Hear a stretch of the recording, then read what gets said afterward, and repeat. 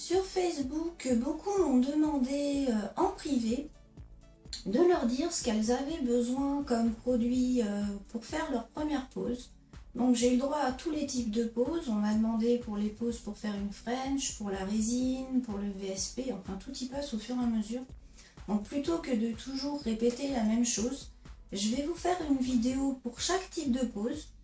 Comme ça, tout doucement, vous verrez ce que vous avez besoin pour démarrer avec tout ce que je pourrais vous montrer en vidéo. Donc aujourd'hui, je vais commencer tout simplement par la pose sur capsule pour faire une French. Donc n'oubliez pas par contre, si bien sûr vous aimez mes vidéos, un petit like et un petit partage, ça me fera plaisir. Donc c'est parti. Donc pour faire une pose avec une French sur capsule, vous aurez besoin évidemment de capsules. Donc les toutes simples, basiques, elles sont suffisantes pour s'entraîner, il n'y a pas besoin de plus. Donc vous prenez soit des petits paquets comme ça, vous avez différentes tailles. Donc si c'est pour vous, poser sur vous, c'est quand même mieux. Si au début, bien sûr, vous commencez sur Nail Trailer, généralement les numéros 3 et 4 au niveau des capsules suffisent pour pouvoir s'entraîner. Après, quand vous passez sur vous, vous pouvez vous acheter une boîte comme ça. Donc ensuite, bien sûr, pour couper les capsules, il faut un coupe-capsule. Il faut évidemment une colle. Donc il en existe avec un pinceau comme celle-là, ou il en existe sans pinceau. Donc ça, c'est à vous de choisir. Soit c'est que vous préférez avec pinceau, soit vous préférez l'autre parce qu'elle est moins chère. Ensuite, pour la préparation de la plaque, vous aurez besoin d'un pouce cuticule.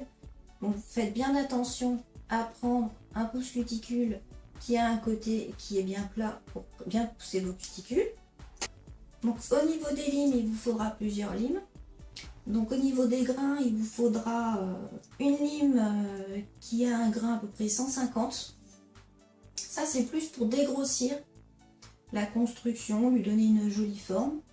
Et ensuite, il vous faudra une lime avec un grain fin, 180, 220. Le 220, c'est pour permettre de préparer la plaque, l'angle naturel. Le 180 vous permettra de finaliser votre forme, pour éviter de faire des grosses traces sur ce que vous avez fait comme travail. Et pour bien finaliser, avant la finition, on utilise soit un bloc blanc, soit un buffer comme celui-là. Donc moi, je préfère utiliser ça, parce qu'il y a un côté qui a un grain un petit peu moyen et un côté qui a un grain très fin, ce qui permet d'avoir à la fin une pose très lisse, ce qui fait qu'avec la finition, le résultat est super joli. Donc ensuite, vous aurez bien sûr besoin d'un désinfectant. Donc moi, c'est un désinfectant et qui fait nail prep en même temps. Donc soit vous achetez un produit équivalent, soit vous achetez les deux séparés. Ensuite, un primer. Donc je vous conseille de prendre un primer sans acide, surtout si vous êtes débutant, parce qu'avec acide, quand on a le malheur d'en mettre sur la peau, ça fait mal. Et tout le monde ne supporte pas les primers avec acide. Donc je vous conseille vraiment d'en prendre un sans acide, ce sera beaucoup mieux. Au niveau des gels, on va prendre, quand on débute, on va au plus simple. On prend un gel monophase, donc tout simple, transparent.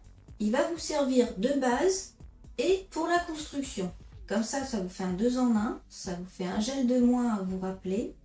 Et vous avez un petit peu moins de produit, ça vous permet d'apprendre tout en douceur.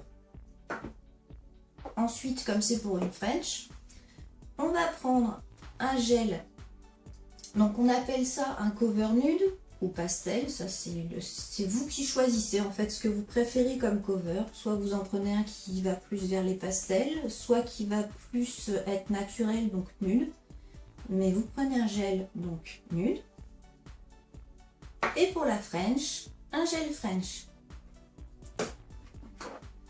Ensuite, pour bien sûr finir la pose, vous prenez un gel de finition. Donc je vous conseille au début de prendre un gel de finition sans résidus. Comme vous n'avez pas besoin de faire quoi que ce soit une fois qu'il est posé, juste le poser, le catalyser, votre pose est finie. Comme ça vous êtes tranquille, c'est ce qu'il y a de plus simple au début. on prend bien sûr une petite brosse. Donc il en existe des différentes. Vous en avez des toutes mignonnes comme ça, toutes douces. Et vous en avez des plus simples de ce style. Donc ça, c'est à vous de choisir ce que vous préférez. Et il vous faudra bien sûr du cleaner. Donc il existe en petit et en gros flacon. C'est à vous de voir si vous comptez faire beaucoup de pauses ou pas. Et ensuite, je vous conseille d'acheter un petit flacon comme ça, vide. C'est un flacon pompe qui vous permettra d'utiliser votre cleaner beaucoup plus facilement. Évidemment, il vous faudra du coton. Donc vous prenez des gros rouleaux comme ça. C'est pas très cher et ça dure quand même assez longtemps. Ne prenez pas le coton qu'on trouve en supermarché pour se démaquiller. Il n'est pas du tout adapté pour la pose d'ongles parce qu'il peluche. Donc ça donne des défauts à la pose et c'est vraiment pas joli. Donc ceux-là sont vraiment adaptés. Ils ont une forme déjà qui est pratique. Et si vous regardez, ils ne peluchent pas. Ils sont vraiment lisses. Ce qui fait que ça évite de laisser des petits résidus de coton sur vos poses. Et ça évite les soucis après. Donc ensuite, il vous faudra évidemment une lampe UV. Donc au niveau de la lampe, donc vous avez différents types de lampes. Donc pour le choix de la lampe, soit vous achetez une lampe comme celle-là, les lampes basiques, une lampe UV, toute simple. Faites bien attention que ce soit une lampe qui soit avec 4 ampoules de 9 watts, qu'elle fasse 36 watts, sinon vos gels ne catalyseront pas, vous aurez tout le temps des problèmes.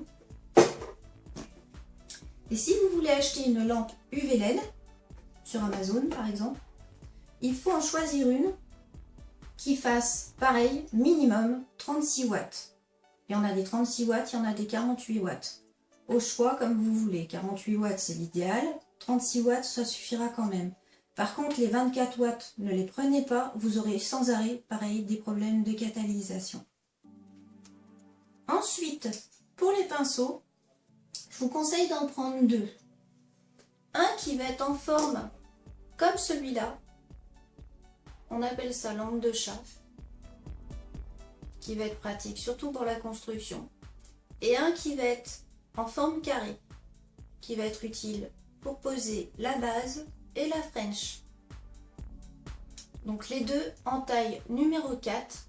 Plus petit, ce sera pas très pratique et plus gros, c'est plus adapté pour de la résine. Donc le numéro 4 est pas mal.